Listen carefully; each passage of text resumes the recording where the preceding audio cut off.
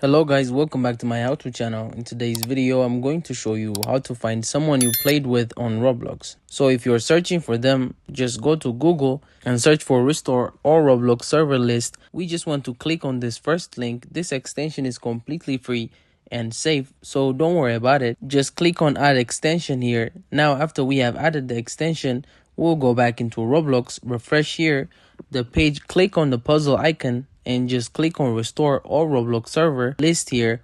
We can just auto search, and here is where we actually find the person that we want to find. So all we have to do is know the game which you played with together. You just click on the game itself, and now here you will go into servers. Okay, so from the server you'll be able to find and view all the different people here. So you'll be able to view their profiles and their profile pictures.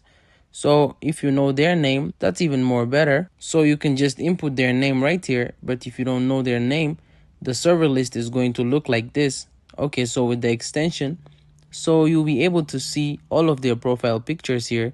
So you just want to find the person's profile picture and something that looks like them. So for example, if it's this, you will join the server and you can add the person back on your friends list, and that's really how you do it. Thank you guys for watching this video. If this video was helpful, don't forget to like and subscribe to my how-to channel.